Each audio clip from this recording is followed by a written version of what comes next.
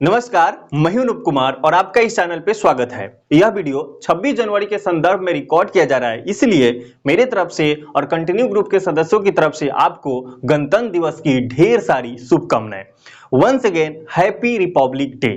दोस्तों, इस वीडियो में हम यह जानेंगे कि 26 जनवरी को ही गणतंत्र दिवस क्यों मनाया जाता है और अंत में हम कुछ वन लाइनर फैक्ट्स देखेंगे। तो चलिए इस बात को जानते हैं, गणतंत्र दिवस 26 जनवरी को ही क्यों मनाया जाता है। इस बात को जानने के लिए हमें अपने इतिहास को जानना होगा, खास करके भारतीय राष्ट्रीय कांग्रेस के इतिहास के बारे में। यही पार्टी है जिसके वर्तमान चर्चित सदस्य राहुल गांधी साहब हैं। आपको पता होगा, इस भारतीय राष्ट्रीय कांग्रेस की स्थापना 1885 में मुंबई में हुई थी। यह वही पार्टी है जो हमारे राष्ट्रीय आंदोलन को दिशा दिया, है ना। इसी पार्टी के सदस्य महात्मा गांधी बने थे जब अफ्रीका से लौट के आए थे।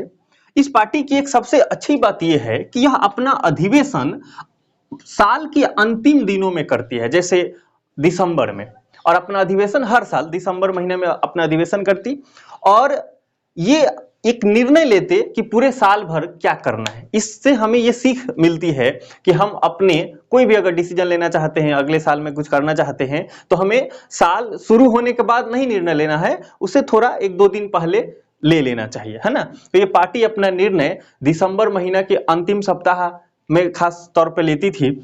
इसका अधिवेशन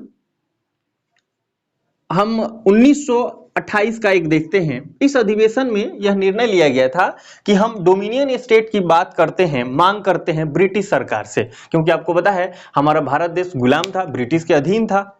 तो इस अधिवेशन में यह प्रस्ताव रखा गया कि हम ब्रिटिश सरकार से ये मांग करेंगे कि भारत को डोमिनियन स्टेट की दर्जा दी जाए। तो ब्रिटिश सरकार ने इसे इनकार कर दिया, नहीं मानी। इस वजह से कांग्रेस पार्टी के जो सदस्य थे उस समय के, उनको इस बात से बुरा लगा और जो भारतीय राष्ट्रीय कांग्रेस की दिशा थी उससे आगे चलकर यह साफ हो गया कि हम डोमिनियन स्टेट की बात क्यों करें, है ना। ये तो हमारे देश में आके रह रहे हैं, इसलिए हम पूर्ण स्वराज की और पूर्ण स्वतंत्रता की बात करेंगे। तो आपको ध्यान रखना है कि 1929 में जब कांग्रेस ने अपना अधिवेशन लाहौर में किया था, उसके अध्यक्ष बनाए गए थे पंडित जवाहरलाल नेहरू। तो इस लाहौर अधिवेशन में यह निर्णय लिया गया कि हम पूर्ण स्वतंत्रता की बात करेंगे, पूर्ण स्वराज की बात करेंगे। और यही निर्णय लिया गया कि हम जो दिसंबर में ले रहे थे, तो जनवरी का जो अंतिम रविवार होगा तो उस दिन हम अपना रावी नदी, लाहौर रावी नदी के तट पर बसा है, वहां पे हम तिरंगा झंडा फहराएंगे।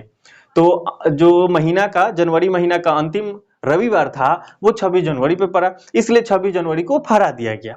आपको पता होगा संविधान बनकर तैयार हो गया था 26 नवंबर 1949 को, लेकिन 2 महीने डिले किया गया कि हम उस दिन को पर ही संविधान लागू करेंगे और गणतांत्रिक देश अपने आप को बनाएंगे, ताकि हम हर साल उसी दिन को याद कर पाएं, क्योंकि हमने सबसे पहली बार गणतंत्र दिवस 26 जनवरी को ही मनाया था रावी नदी के तट पर। हालांकि वह स्थान आज पाकिस्तान में है। एनीवे, ये बात स्पष्ट होती है कि 26 जनवरी को ही हम गणतंत्र दिवस क्यों मनाते हैं, क्योंकि इस दिन हमने 26 जनवरी को अपना संविधान लागू किया था। ये कुछ वन लाइनर फैक्ट्स के बारे में जानते हैं। आपको ये बताना है कि भारतीय संविधान जब लागू हो गया 26 जनवरी 1950 को, तो पहली बार गणतंत्र दिवस के अवसर पे दिल्ली के लाल किला पर तिरंगा झंडा किसने फहराया?